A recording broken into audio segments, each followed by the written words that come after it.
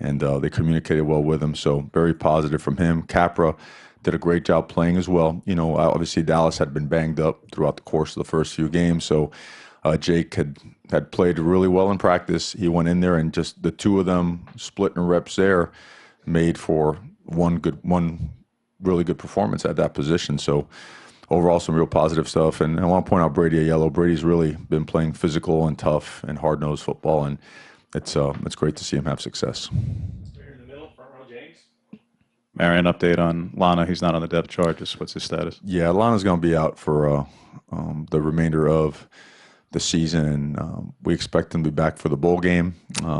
Injury, not as severe as he had last year, but in the same area, lower leg, small fracture, but enough where he's going to be out for the remainder of the season. So he'll be right there with me at practice coaching.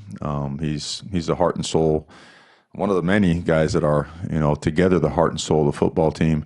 His presence is necessary. He does a great job tutoring, Samson and some of those other linebackers. So he'll be very active among our football team and in any way that we can involve him. Going back to the offensive line, I think at one point in the game you had one guy starting in his spot that he originally started at the beginning of the year. How well do you think your offensive line's been able to adjust and adapt with so much change and guys having to move positions around and whatnot? Well, started gelling, this past week. I think it helped us that we committed more to the run. Certainly got those guys in a groove. And the older guys just did a really good job bringing along the younger players. And not only here, but just the preparation, the course of the week and the course of the entire offseason, and everything that goes into just our processes and preparation. So it's we do it in practice. We move these guys around a bunch, and at some point in time, you're gonna have to perform in that situation. So it was good to see them just respond the way that we did, and just keep going forward. And we know what yesterday in practice, we mix them around even more. They expect it now. It's a little bit like musical chairs for them at practice. Hey, Coach, with Utah's quarterback situation kind of in flux, how do you guys go about preparing for the Utes now? Well, they do have some talented guys on that roster, and the quarterbacks. I know that they've listed Shelley as a starter. We've seen him play before. This is a very talented guy, and he does it both with his arm and his feet. And they've got some other guys on the roster that have played quarterback before, so we're preparing for all that and more.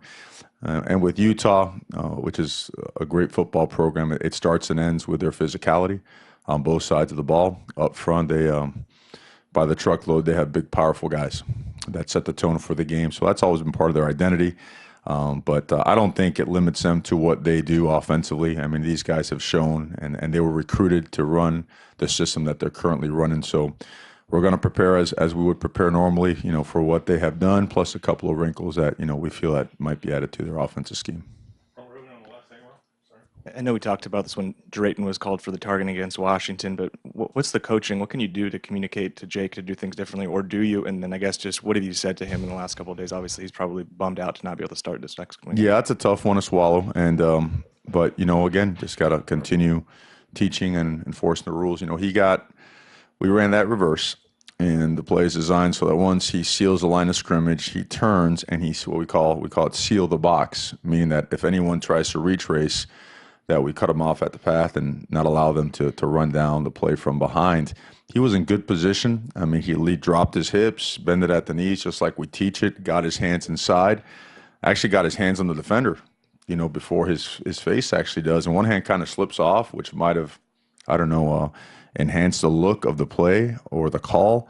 But you don't see him leading with the crown of the helmet. You don't see him trying to launch. I mean, he's really trying to do it the right way. Just so happens the speed of the game, sometimes it happens. And you got to remind yourself, too, these linemen, I mean, on every single play, they're using their hands and, faces collide to shoulder pads and faces. So, I mean, he's doing what he does. And he did, minus the fact that it ends up being a targeting penalty. It was a great block on a really good design and an execution by the offense, but unfortunately resulted in an ejection.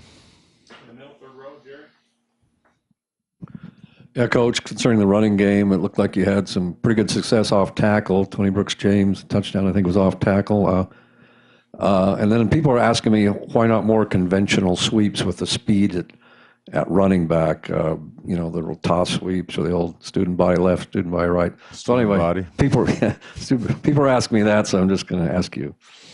Some plays are designed to go inside, some outside. We have everything from, we have some sweep plays, we have some inside zone, gap schemes, pin and pull, true counter weak, counter strong, pin and pull weak, pin and pull strong.